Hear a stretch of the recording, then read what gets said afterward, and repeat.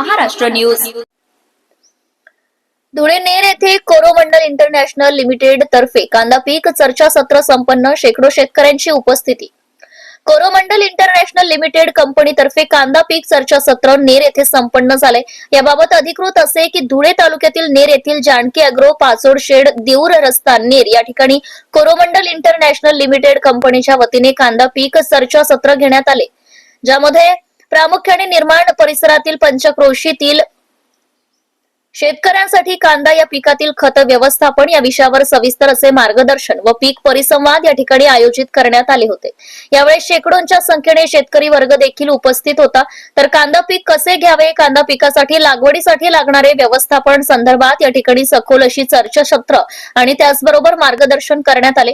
तर सदरच्या कार्यक्रमाप्रसंगी या ठिकाणी प्रमुख मार्गदर्शक म्हणून कोरोमंडल इंटरनॅशनल लिमिटेड विभागीय कृषी विद्यावेत्ता डॉक्टर विनेश रेगे, कृषी महाविद्यालय धुळे उद्यान विद्या विभाग निवृत्त शास्त्रज्ञ श्रीधर देसले यांचे सखोल असे या ठिकाणी मार्गदर्शन लाभले।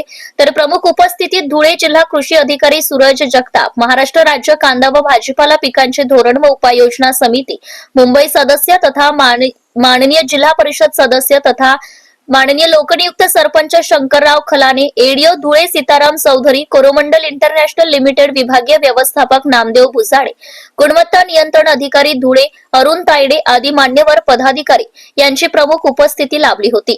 तर यावेळी या ठिकाणी शेतकऱ्यांसाठी कोरोमंडल इंटरनॅशनल लिमिटेड कंपनीच्या सर्व प्रकारची खते, बियाण्यांची बॅनर, माहिती पत्रक या ठिकाणी लावण्यात आले होते।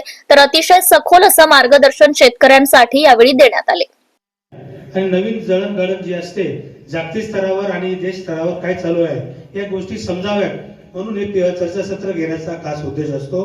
कारण स्पर्धेच्या युगामध्ये आज वाढता खर्च, मजुरी वाढली, सगळ्याच गोष्टी वाढलेल्या आहेत आणि अशा परिस्थितीमध्ये शेतकऱ्यांना शेती करणं खूप अवघड होत आहे आणि याच्यामधून शेतकऱ्यांना कमी खर्चामध्ये येणाऱ्या नवीन जाती, त्याचप्रमाणे नवीन माहिती तंत्रज्ञान आणि कमी खर्चामध्ये कसं जास्त उत्पन्न काढता येईल आणि जो काही उत्पन्न क्षमताची कमी होते ती कशी वाढवता येईल या संदर्भात हा आपला प्रयत्न असतो।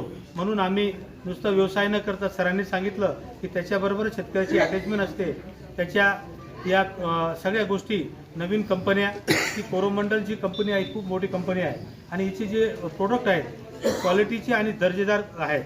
खरं जर तुम्हाला सांगतो की त्या कंपन्यांच्या एजन्सी मिळत नाही आणि हे मिळवण्यासाठी आपल्याला खूप मोठं त्यांना मायलेज द्यावं लागतं, क्वालिटी द्यावं लागते, त्यांचं टार्गेट करावं लागतं आणि आपल्याला जर 4 गोष्टी लागत असतील तर दुसऱ्या 10 गोष्टी आपल्याला त्यांच्या विकाव्या लागतात।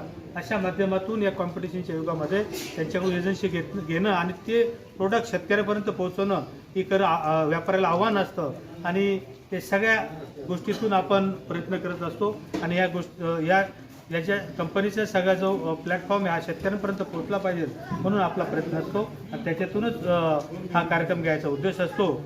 दरवर्षी आपण घेत असतो आणि खऱ्या अर्थाने साहेब देसले सरांना ऐकण्यासाठी खूप लोक येतात, कारण आमच्याकडे कांदा हा मुख्य पीक आहे आणि याच्यावरच आमच्या शेतकऱ्यांची अर्थव्यवस्था मोठी अवलंबून असते।